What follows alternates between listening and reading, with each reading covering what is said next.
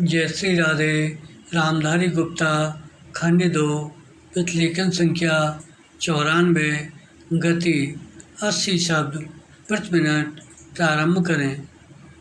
भाइयों और बहनों, हमने बुराई की निंदा करने में कभी संकोच नहीं किया है, चाहे उसके करने वाले हिंदू हों या सिख हों या मुसलमान हों ब्राह्मण। इसलिए अगर हिंदुओं या सिखों या रियासत के कर्मचारियों ने जम्मू प्रांत में कोई दुर्व्यवहार किया है तो हम निश्चित रूप से उसकी निंदा करते हैं और उनके किए पर खेद प्रकट करते हैं।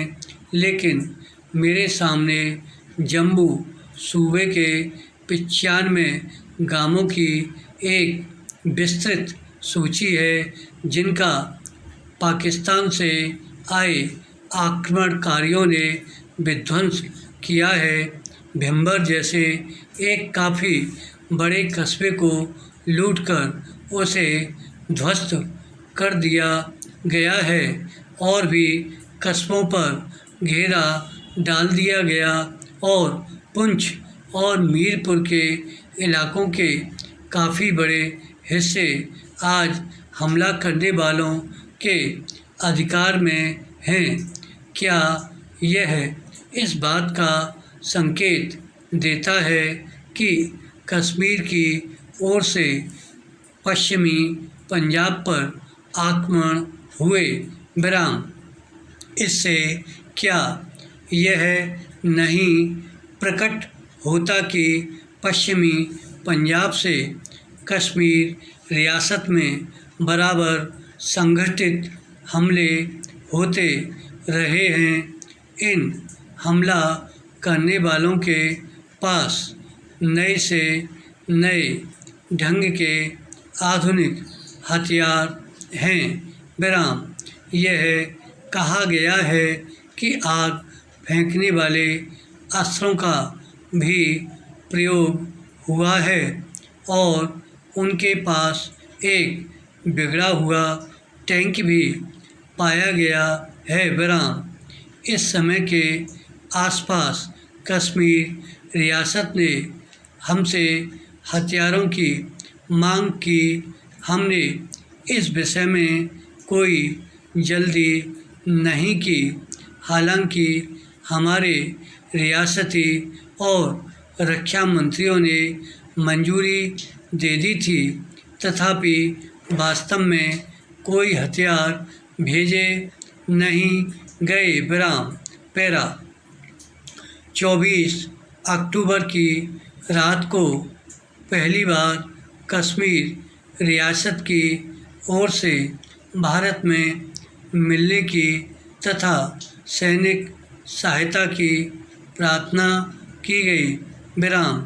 25 तारीख को हमने रक्षा समिति में इस पर विचार किया, लेकिन सेना भेजने के विषय में इस कार्य की प्रत्यक्ष कठिनाइयों को ध्यान में रखते हुए कोई निर्णय नहीं किया ब्राह्मण।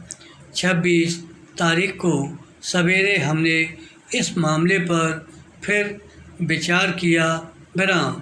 अब तक स्थिति और भी नाजुक हो चुकी थी ब्राह्मण। धावा करने वालों ने कई कस्बों में लूटमार की थी और महोबा के विशाल बिजली घर को, जहां से सारे कश्मीर में बिजली पहुंचती है, नष्ट कर दिया था ब्राह्मण। वे घाटी में प्रवेश करने ही वाले थे ब्राह्मण।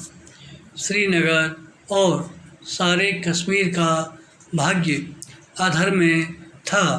हमारे पास सहायता मांगने के जरूरी संदेश न केवल महाराज की सरकार की ओर से बल्कि जनता के प्रतिनिधियों की ओर से भी आए। खासकर कश्मीर के उस बड़े नेता और नेशनल कॉन्फ्रेंस के सभापति शेख मोहम्मद अब्दुल्ला के पास से विराम। कश्मीर सरकार और नेशनल कॉन्फ्रेंस दोनों ही ने इस पर जोर दिया कि कश्मीर का भारतीय संघ में प्रवेश हम स्वीकार करें विराम। हमने इस प्रवेश को स्वीकार करने का और हवाई जहाज़ों से सेना भेजने का निश्चय किया, लेकिन हमने एक शर्त लगाई कि इस प्रवेश पर रियासत में शांति और व्यवस्था स्थापित हो जाने के बाद कश्मीर की जनता की राय ली जाए विराम। हमें इस बात की चिंता थी कि हम कोई अंतिम निर्णय न कर लें विराम। धन्यवाद।